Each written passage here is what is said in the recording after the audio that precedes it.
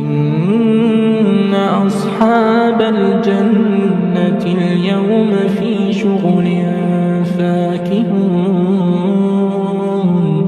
هم وأزواجهم في ظلال على الأرائك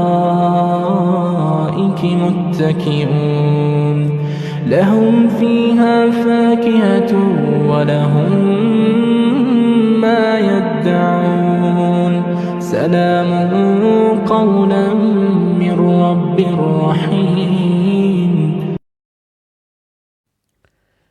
اکثر لوگ سوال پوچھتے ہیں کہ یہ کیسے پتہ چلے گا کہ جو مرنے والا ہے وہ جنت میں چلا گیا یا جہنم میں چلا گیا، یا نیک تھا یا بد تھا؟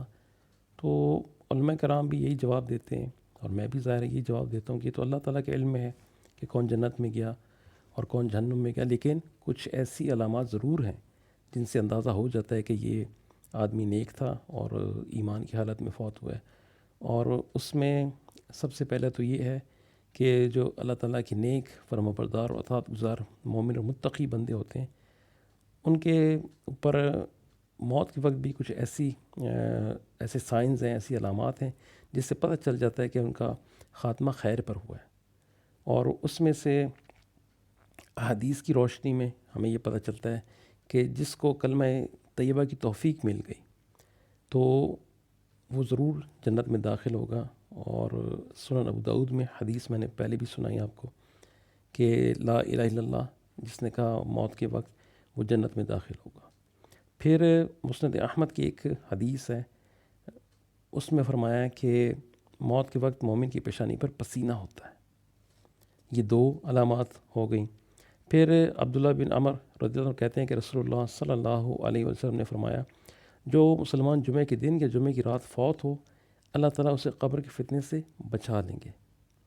اس مسلمان کو جو زندگی میں باعمل تھا اس کو بچا لیں گے۔ یہاں یہ بات بھی یاد رکھنی چاہیے، ایسا نہ ہو کہ وہ اعمال کرتا نہ ہو، صرف نام کا مسلمان ہو اور وہ امید کر لے، اس کے گھر والے امید کر لے کہ جب جمعہ کے دن فوت ہو تو بچ گیا۔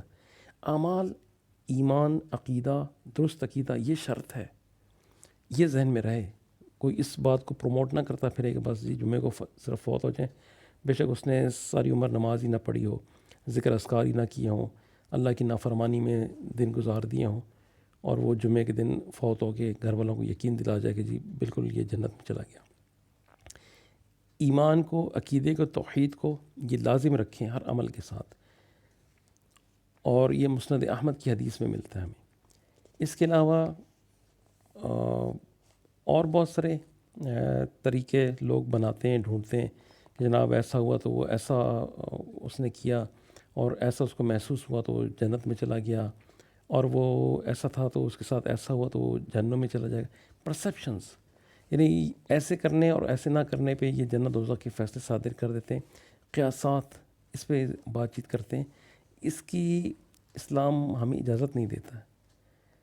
یہ امید رکھی جا سکتی ہے کہ اللہ تعالیٰ اس کے ساتھ اپنے کرم کے مطابق، رحم کے مطابق عمدہ معاملہ فرماتا رہا۔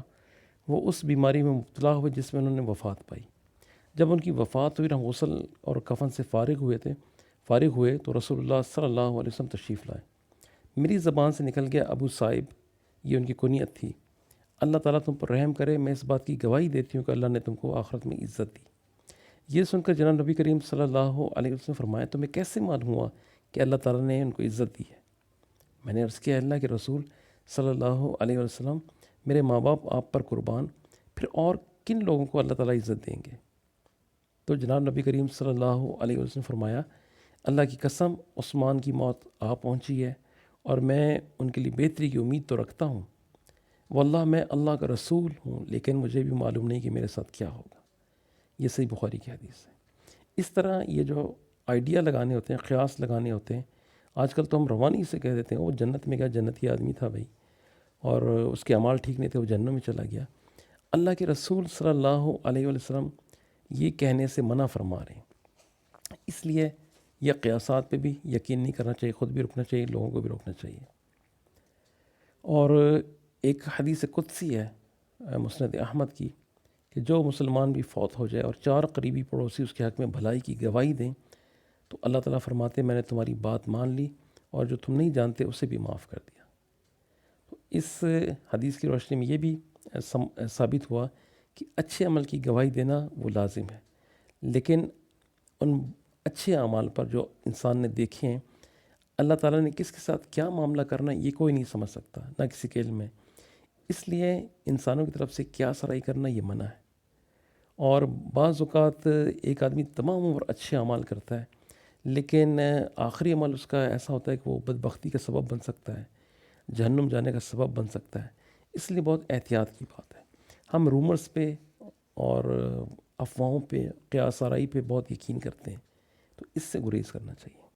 دنیا کے اے مسافر، منزل تیری قبر ہے، منزل تیری قبر ہے، طے کر رہا ہے جو